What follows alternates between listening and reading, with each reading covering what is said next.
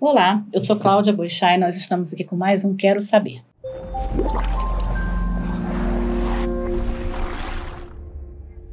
Hoje eu vou conversar com a doutora Lívia Pereira Nunes, que é neuropsiquiatra, e com a doutora Nélia Fonseca, que é psicóloga clínica. E a gente vai conversar sobre um assunto muito importante, né, principalmente nesse mês, que é o mês do Setembro Amarelo, né, sobre depressão.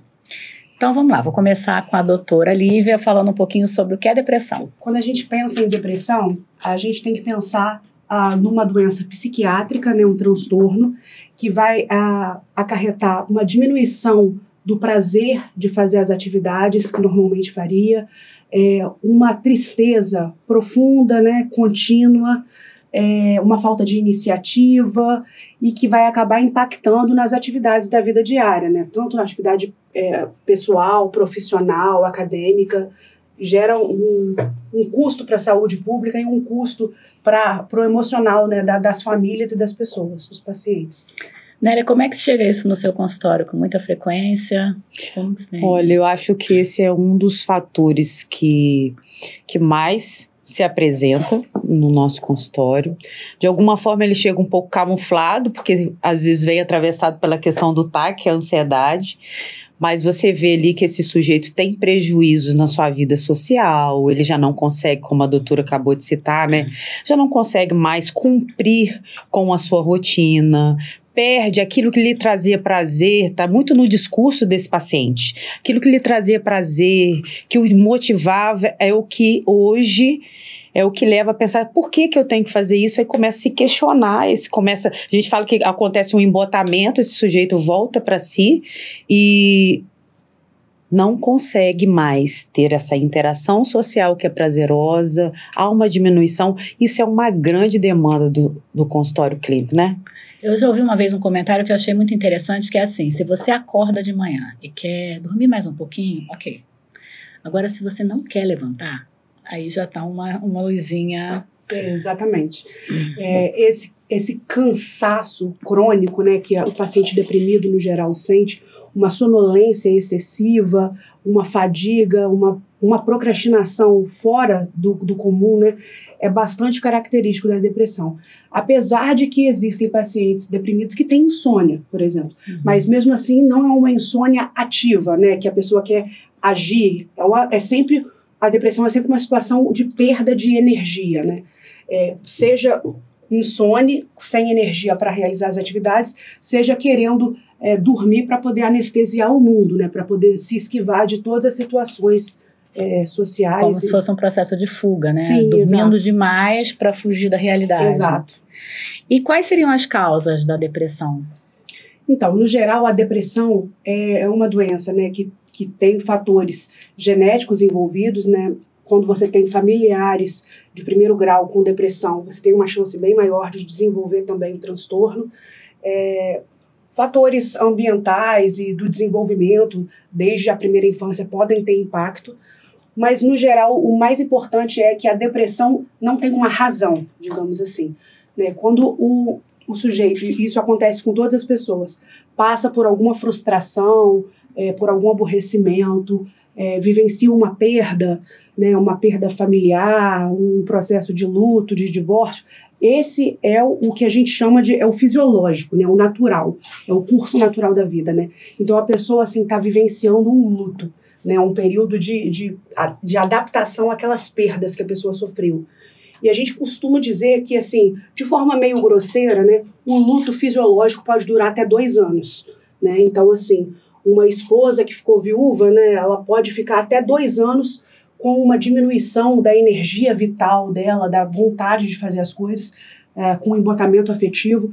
E a gente considera isso ok, no sentido de dentro do esperado, né? Não que não mereça intervenção, né? Claro, né? A gente vai falar sobre as intervenções, tanto psicoterapêuticas quanto medicamentosas, quando necessário. Mas é algo que é o curso normal, né, da vida seguindo, né? Agora, depois que extrapola esses 2 anos, ou em casos em que essa tristeza, né, essa anedonia, né, que é a perda do prazer de fazer as coisas, quando isso é algo muito impactante, né, e realmente reduz a produtividade do indivíduo, diminui, né, impacta diretamente nas atividades da vida diária, aí a gente começa a falar realmente em depressão, né? Então, assim, poxa, você é deprimido, mas você tem tudo. Você é deprimido, mas só acontece coisa boa na sua vida. Justamente, a depressão ela não tem uma causa. Se não fosse assim, todo mundo que tem uma boa situação financeira, que tem uma família equilibrada, estável, seria feliz e não teria depressão, né? Então, assim, a gente tem que ver que a depressão é uma doença, né? A depressão não é o contraponto da felicidade. É interessante isso, né? Interessante a senhora pontuar isso, porque culturalmente a gente ouve isso no discurso dos pacientes, dos familiares. Às vezes, assim, quando você vai, por exemplo, atender uma adolescente, mas olha, ele tá bem, ele tem tudo, ele estuda na melhor escola, não entendo porque tá tendo esse comportamento, tendo essa baixa no desempenho escolar. Então, é justamente isso que a senhora trouxe. Não tem a gente não consegue, o paciente quando chega na clínica, ele não consegue nomear especificamente, eu estou por isso. A gente vai percebendo que há inúmeros fatores, que é a questão da procrastinação, que às vezes são questões ou problemas ou situações que vão se acumulando, que não tem uma resolução dentro da família ou num contexto de trabalho ou num contexto, numa relação amorosa. Isso vai se acumulando, isso vai trazendo a questão do adoecimento que a senhora está pontuando aí, né? Falou, né? Tem uma questão que independe disso tudo, né? Porque, por exemplo, um quadro depressivo não necessariamente você tem nenhuma causa, você não tem nada. Você normalmente tem uma história familiar, né? Fatores genéticos. Família, uma mãe, avô, tal, que tem uma história de depressão. Isso vem ao longo da vida e em algum momento isso vai se manifestar e você nem consegue identificar um gatilho. Sim. Você entra num quadro depressivo e já vem as críticas, aí que vem mais críticas. Você não teve nada, não perdeu ninguém, não tem nada, por que tá assim? Sim. Melhora esse humor, vai fazer, né? Tem alguma prevenção que a gente pode pensar em relação a isso? Olha, é difícil pensar numa prevenção à depressão, né? Porque é algo que envolve questão de neurotransmissores mesmo, né? É algo físico, né? É algo real, né? Então, assim, não tem como a gente dizer assim, olha, uma receita, né, doutora? Exato, não tem uma receita, né? Pronta. A gente sabe que, por exemplo, a prática de atividade física é uma coisa que é um costume que ajuda muito a liberar endorfinas, né? Os hormônios do prazer, da satisfação. Agora, quando existe uma questão genética envolvida, uma predisposição, às vezes a pessoa está a um passinho, né, de cursar com a doença, né, de evoluir com a doença, e às vezes uma pequena situação do cotidiano pode funcionar realmente como um gatilho, né, para aquele quadro se instalar, mas muitas vezes a gente não tem como prevenir, né? E você falou essa questão da atividade física, é muito interessante, porque normalmente as pessoas quando fazem atividade física saem dali se sentindo muito bem, né? Eu particularmente saio com vontade de entrar para a cama e dormir.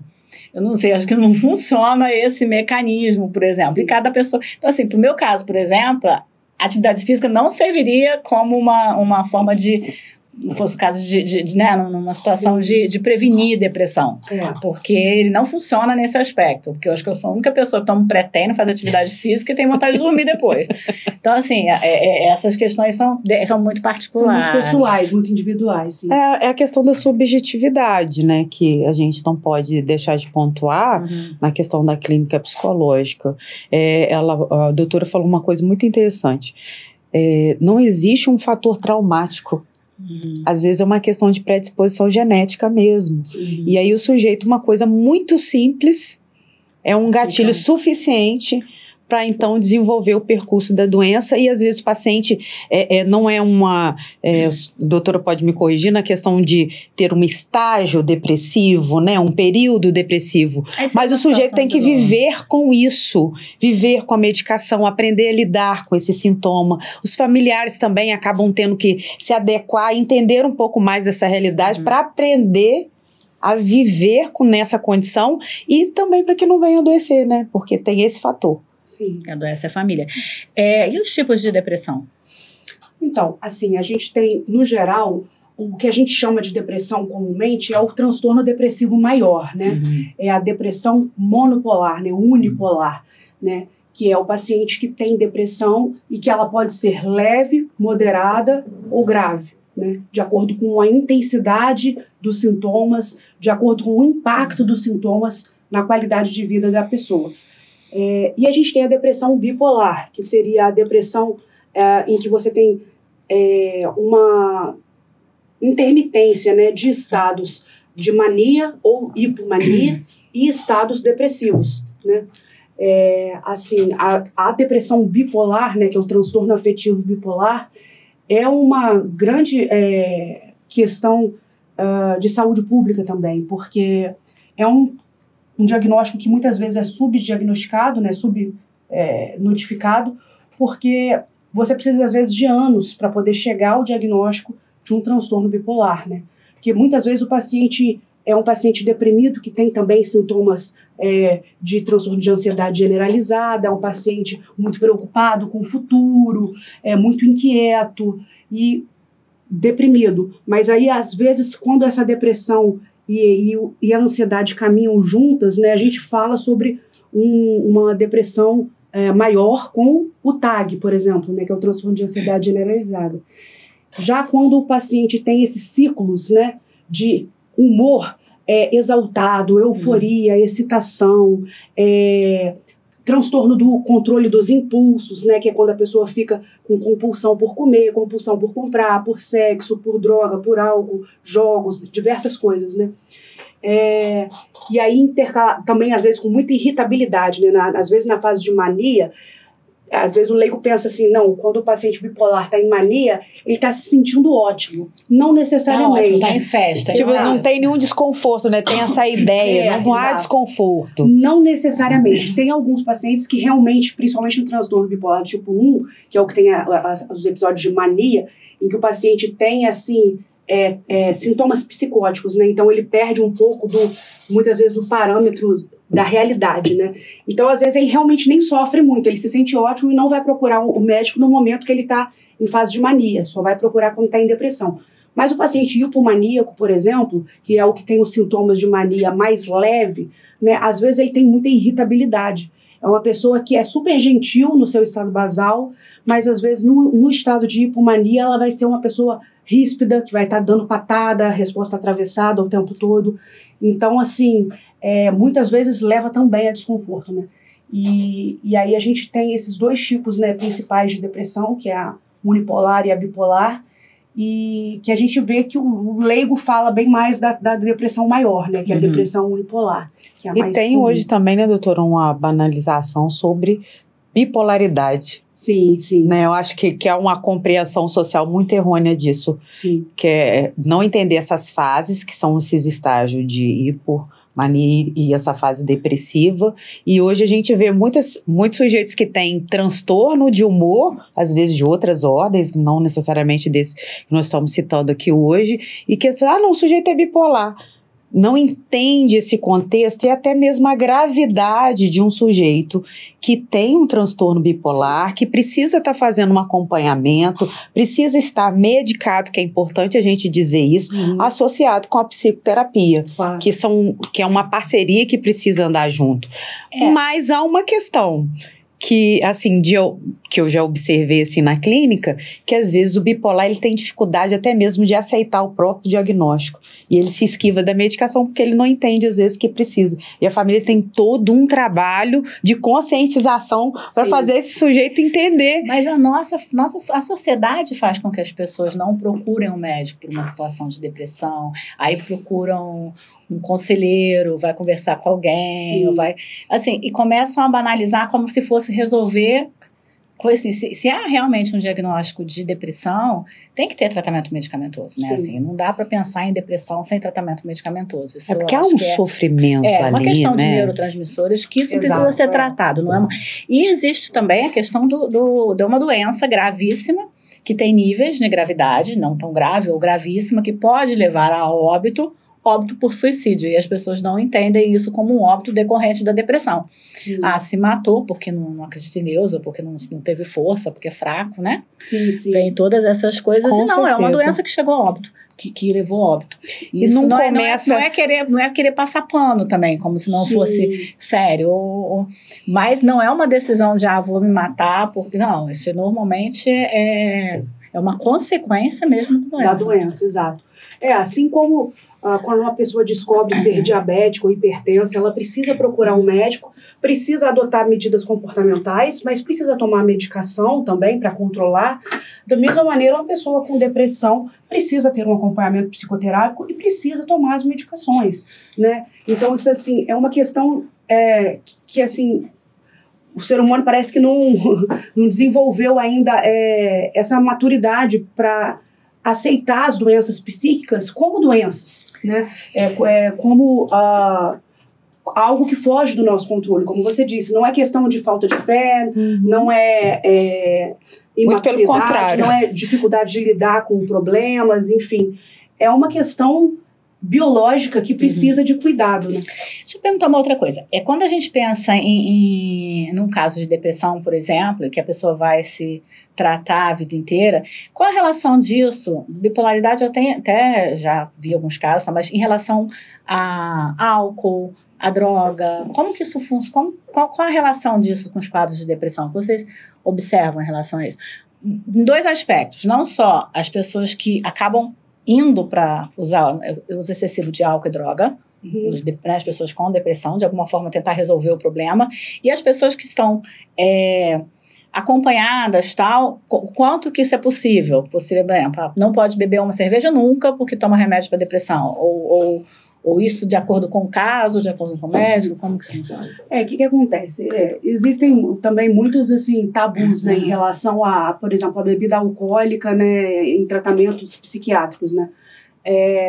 Claro que em muitos casos o médico vai recomendar não consumir bebida alcoólica, às vezes não só pelo fator de interação medicamentosa, né, mas pelos fatores até de estabilização do humor do indivíduo, de conseguir perseverar no tratamento, né? Então, muitas vezes você vai tentar aconselhar e evitar, né, o consumo de substâncias e de drogas, álcool, né? Mas, assim, depende muito mesmo do indivíduo, o que ela falou, da subjetividade, né, de cada paciente. Porque se for um paciente que tem uma depressão leve, moderada, e está com um bom controle, e em algumas situações sociais gosta de beber um vinho para comemorar, enfim, para socializar, para se enturmar, dependendo, não tem problema, né? Algo esporádico, algo eventual. Claro que vendo a questão de interação medicamentosa. Vendo a questão de interação do medicamento, né? De cada medicamento especificamente. Agora, o contrário, né? Assim, a questão do paciente deprimido, né? Tantas vezes se refugiar, né? Nos abusos, né? Nas dependências, né? De álcool, de droga, de cigarro, né? Isso é bastante frequente, né? E às vezes a gente vê um paciente psiquiátrico, por exemplo, que é um etilista pesado, né? Uma pessoa que faz consumo de altas doses de álcool, você vê a pessoa embebedada todos os dias, e às vezes a gente não sabe o que veio primeiro, se foi o ovo ou a galinha, né? Se foi a depressão, se foi o transtorno psiquiátrico que levou ao alcoolismo, ou se é o alcoolismo que acabou deixando ele isolado socialmente, né? E pode ser gatilho também para uma doença psiquiátrica? Pode ser. Pode ser gatilho. Porque acaba sendo uma busca. Uma busca de não sentir, às vezes, a dor, de estar ausente, porque tem que lidar com os enfrentamentos, com as questões, seja lá qual o enfrentamento que esse sujeito possa estar vivendo. Eu não quero lidar com esse real. Eu vou buscar uma forma de fazer um movimento de fuga dessa condição real que eu tenho hoje. Mas pode ser o contrário também. Há muitos anos atrás, eu conheci uma clínica em Ipanema e eles tinham... Era uma clínica psiquiátrica. Eles tinham alguns casos de pessoas que evoluíram com transtorno, com uma doença psiquiátrica, por conta de uso de droga. Sim. Então, assim... Ele usava na adolescência, aqueles jovens de Ipanema e tal, e desenvolveu uma doença psiquiátrica. Sim. E aí você não sabe se desenvolveria se não tivesse, né? O que a gente sabe é que muitas pessoas, às vezes, que têm uma predisposição genética, né, para desenvolver um transtorno psiquiátrico, elas podem ter um uso de droga, por exemplo, como um gatilho que vai antecipar o desenvolvimento dessa doença, ou até que vai realmente, assim, ser a grande responsável pelo desenvolvimento, né? Uma coisa que é bastante, eloquente, bastante falado, por exemplo, a questão da maconha, né? A maconha, muitas pessoas vão ter o primeiro surto psicótico da vida depois do consumo de maconha. E assim, e aquilo ali vai se tornar o status quo do indivíduo, né? Ter um transtorno psicótico, seja a esquizofrenia, seja o transtorno bipolar do tipo 1, que é um transtorno que tem os sintomas psicóticos associados, né? Então, assim, isso daí é uma questão muito relevante, né? Para toda a sociedade, né?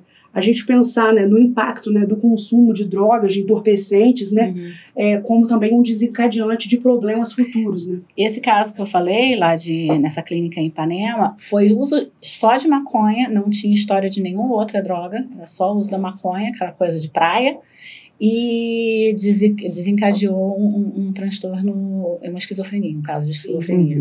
E o rapaz jovem tal, e estava bem, um caso bem grave, e a única causa seria, não lembro se história na família, isso foi bastante tempo, mas as pessoas acham que isso são bobas, não faz mal, isso não faz mal, isso não faz mal, mas a gente sabe que existe realmente um lançar a sorte, né? Uma roleta russa, né? Vamos, não se brinca com isso. Com certeza. Tratamento agora. Vamos falar, então, medicamentoso e terapêutico. Vamos lá. Então, o tratamento da depressão, né, quando a gente precisa lançar a mão de medicamento, e eu diria que é sempre, né? Se o paciente tem depressão é algo patológico e, como tal, deve ser tratado com medicação. A primeira linha, né, de escolha de medicamentos são os antidepressivos, né? Que são os remédios que a gente vai tratar para confrontar diretamente o problema, né? Para aumentar, né, os níveis na fenda sináptica de noradrenalina, de serotonina, de dopamina, né? Para aumentar a sensação de bem-estar, de prazer, para corrigir aquela disfunção química que existe, né? Além desses remédios, que são os antidepressivos, muitas vezes a gente lança a mão também dos antipsicóticos, que são medicamentos que podem potencializar o efeito dos antidepressivos, né? E, quando necessário, também combater os sintomas psicóticos, os sintomas que a gente fala produtivos, que podem ser, por exemplo, os próprios sintomas de ideação suicida, né? Quando o paciente está tendo aquela ideação suicida recorrente, está planejando, está tendo muitos pensamentos negativos, muitos pensamentos de ruína, de infortúnio, de desgraça, só consegue pensar em coisas ruins. Os antipsicóticos, eles podem agir dando uma corrigida nesses pensamentos disfuncionais, por assim dizer, para poder trazer uma qualidade de vida também ao paciente. E tem a questão também na fase inicial do tratamento, né? Que a pessoa está tão deprimida e aí... Sim, Uma questão importante, né? Quando o paciente deprimido vai iniciar o tratamento, muitas vezes ele está tão prostrado, ele está tão abúlico, né? Ou seja, sem iniciativa para fazer as coisas, anedônico, sem prazer em fazer as coisas, não consegue levantar da cama. Então, assim, às vezes ele quer morrer, ele quer muito morrer, ele não quer estar ali, mas ele não tem iniciativa, ele não tem força de vontade, ânimo suficiente para colocar em execução um plano de suicídio, por exemplo. Então, assim, nos primeiros 14 dias do uso do antidepressivo, que é o momento mais crucial, né, que é o tempo que ele vai alcançar o nível terapêutico, né, no sangue, né, o nível plasmático para funcionar, né, os primeiros 14 a 21 dias, é quando o paciente deprimido precisa de maior vigilância, né, justamente porque ele, antes de ter uma melhora do humor, antes dele se sentir bem, ele vai ter uma melhora da iniciativa. Então, se ele está se sentindo péssimo, ele vai se sentir péssimo, pode levantar da cama e pode se matar, pode se jogar da janela, enfim, ele pode ganhar ânimo e coragem de fazer aquilo que ele estava antes só planejando. Ganhou força para fazer, mas não melhorou o humor ainda. Como se ele ficasse um pouco mais impulsivo, né, doutora? Ele ganha, ele sobe o nível de energia e... Mas o humor ainda não está regulado. Exatamente. Perfeito. A energia, ela vem antes do aumento do estado de espírito, né, Então, assim, a energia cresce e o paciente consegue executar as coisas que ele estava ruminando, né, planejando. Em relação às terapêuticas, a terapia, né? Psicólogo, então, a intervenção... A psicanálise e o TCC, que é bom que você fala você conhece bem os dois lados. Então, geralmente quando chega na clínica um paciente com um embotamento, às vezes, inicialmente, ele não apresenta ali sintomas mais claros, e aí a gente precisa de um pouco mais de terapia. Eu estou falando desses pacientes que chegam na clínica sem, às vezes, passar por um psiquiatra, enfim. No discurso do paciente, a gente vai A gente vai colhendo, vai percebendo, né? Vai ali observando que esses sintomas estão presentes. E eu, particularmente, eu sempre encaminho o psiquiatra. Né? Tanto pro processo do sujeito já em depressão, quando eu vejo que eu tenho um paciente, por exemplo, com TAG, que está uma condição para além do controle ali dele, vamos dizer assim, está controlado, não precisa de medicação. Não, você precisa sim de medicação, isso faz parte do tratamento, você tem ganhos com isso, né? Isso vai associar. Um TAG sem medicação, né? Porque... não deveria, né? O TAG tem que estar medicado. Mas a gente encontra pacientes com resistência de aceitar a própria condição. Então, às vezes, a gente precisa fazer esse encaminhamento psiquiatra. E a medicação, ela é extremamente importante. Porque se você pega um paciente, como ela disse, muito embotado, prostrado, você vai fazer o quê na psicoterapia?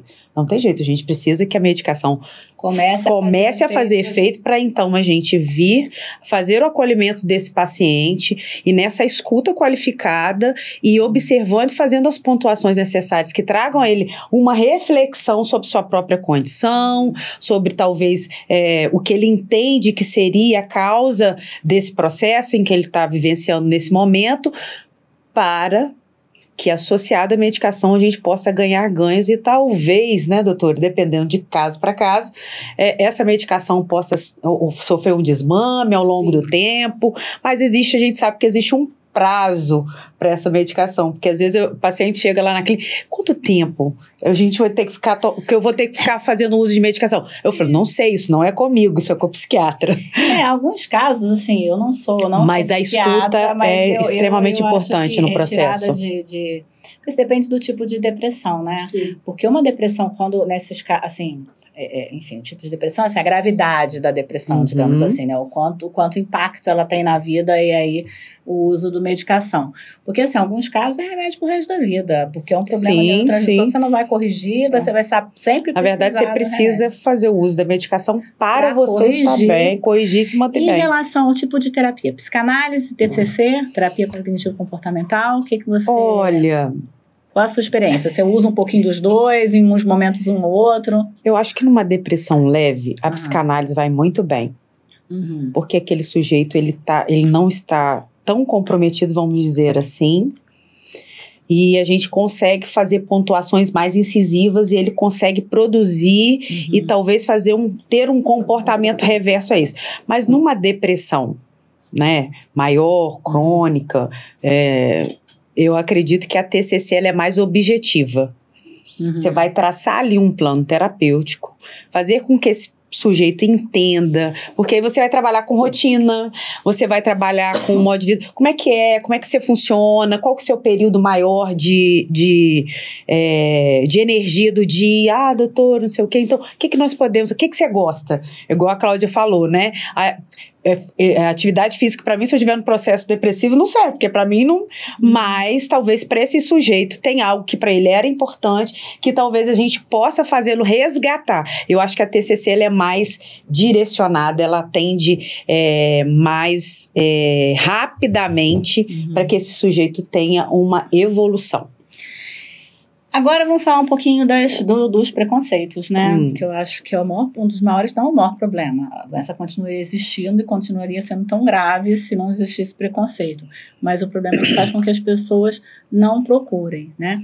Em ambientes religiosos, você não pode ter depressão porque você é religioso, você tem que orar para melhorar, confiar em Deus que vai melhorar, ou na questão, né, de se sentir fraco, né? Se eu assumo que eu tenho depressão, eu sou fraca. Sim. As pessoas zombam como o mês de Setembro Amarelo, esse assunto está muito em voga, né? Então você vê várias pessoas dando depoimento de períodos de depressão. E às vezes até assim, eu tive um problema muito sério, fiquei naquele luto, tratei, tô bem, ok. E tem aqueles casos de pessoas que têm depressão e que lutam com a depressão a vida inteira. Mas como que vocês, qual é a experiência em relação a esse preconceito? O que a gente fala para essas famílias, para as pessoas? Eu queria só ponderar uma coisa que... Olha que interessante.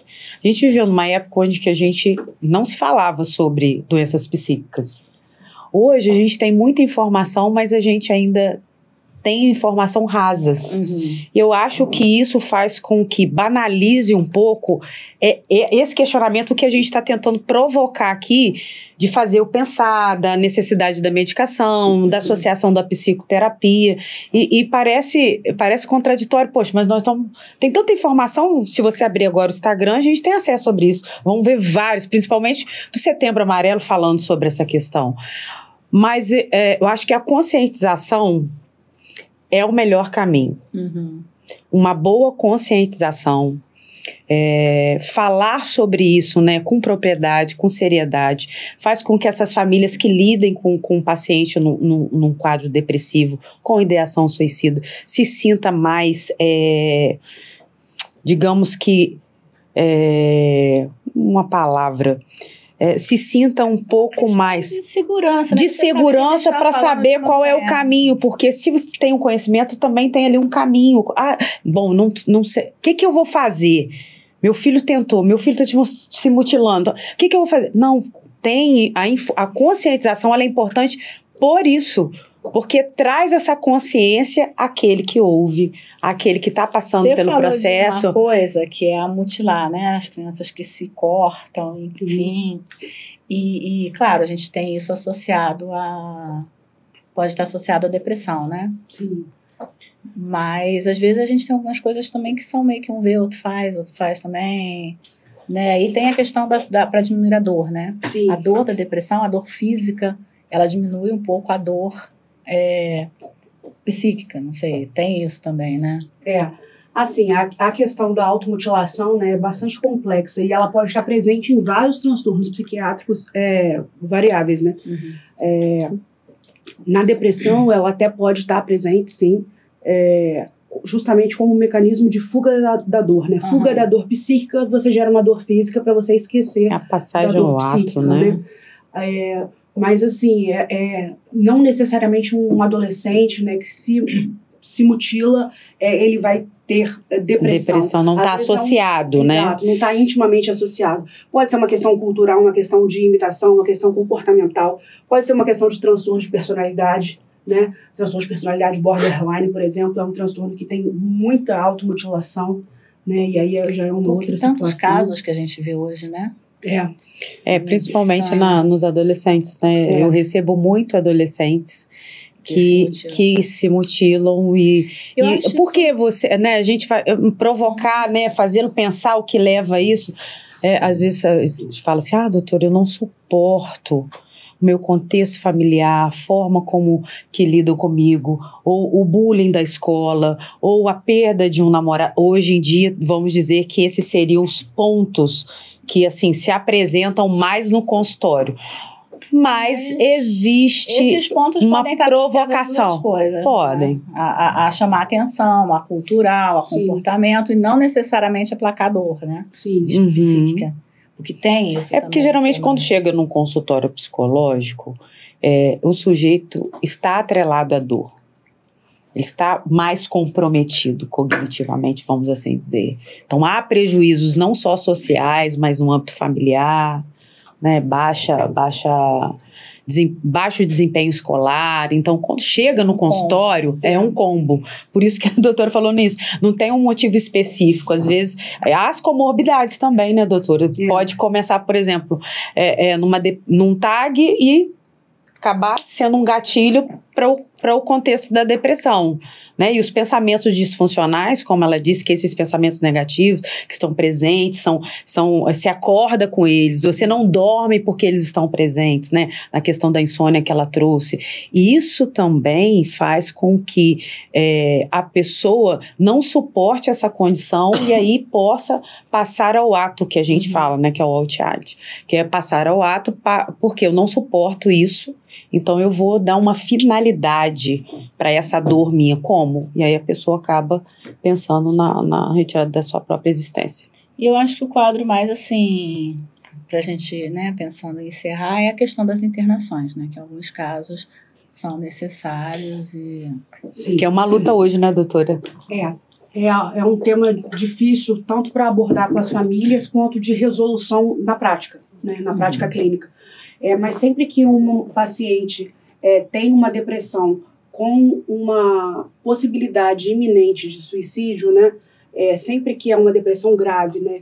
E que o paciente está falando em se matar, já tentou se matar, quer se matar, ou você percebe, né, que ele está tentando achar um momento ali, uma brecha para ele fazer uma besteira, né, como a gente diz, esse paciente já tem indicação de uma internação, né?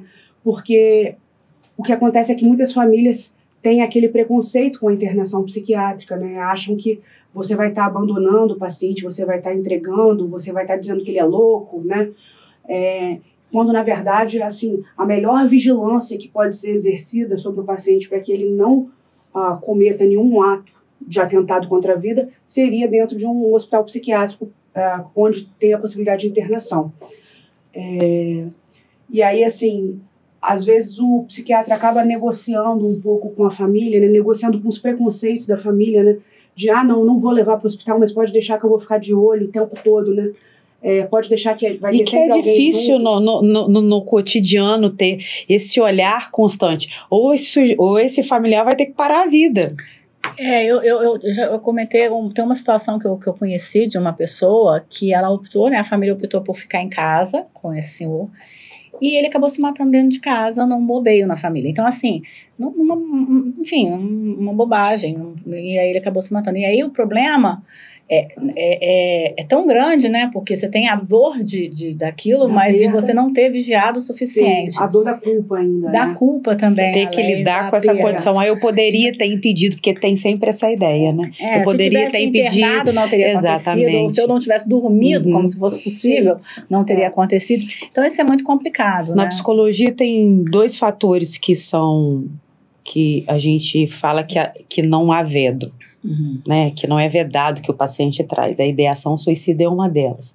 Quando no discurso do paciente ele está ali sinalizando essa desistência, essa vontade constante, esse pensamento disfuncional constante, a gente conversa com o paciente e diz que para a segurança dele, nós teremos que chamar a família para então pontuar a família os riscos que esse paciente está correndo. Foge do sigilo, foge dessa questão, porque eu estou falando de uma prevenção à vida do meu paciente. Então, é um cuidado muito maior. Então, assim, com o consentimento dele, fazendo ele ter essa consciência de que isso é importante para o tratamento dele, eu preciso, então, trazer essa família. Então, acho que isso é importante a gente pontuar aqui. E não negligenciar, né? Nem exatamente. Pelo terapeuta, nem, como você falou, né, se você recebe um paciente, encaminhar logo para um médico para fazer o tratamento medicamentoso, porque a gente sabe que não vai ter resultado se isso não for, porque é uma questão de neurotransmissor, não vai ter resultado, e o tratamento terapêutico vai ajudar, as terapias vão ajudar muito nesse processo, e são fundamentais, né, um não pode ficar sem o outro, mas... Posso compartilhar um caso clínico que não é antiético, mas contar a situação em si? Eu atendi uma idosa. E uma idosa, assim, não é uma idosa, estava em terceira idade, já tinha os seus 60 e poucos, 70 anos, e ela tinha ideações suicidas, tinha um contexto familiar muito complexo. E eu me recordo que na época a gente solicitou a família para estar presente, para poder informar desse processo, e aí a família não compareceu. Essa idosa veio a desistir porque a psicoterapia... ela não entendia que aquilo tinha um resultado, e ela também não existia mais, ela fazia acompanhamento psiquiátrico, e a medicação para ela já não surtiu efeito, que talvez fosse esse caso, da gente ter essa consciência que talvez ela poderia ter sido internada para passar por todo o processo, né? E ela, meses depois, não estava mais comigo, né? Mas eu fiz ali o que era devido a mim como terapeuta dela fazer, informar e tal, buscar informar a família, e aí ela veio cometer suicídio. Não, é muito sério isso. Por isso que a gente não pode negligenciar os sintomas iniciais, né, doutora? A gente precisa estar percebendo os sintomas iniciais. Sim. A gente precisa que essa família esteja atenta. Porque às vezes o paciente em si não consegue fazer essa observação de si. Mas está ali, tem um comportamento diferente.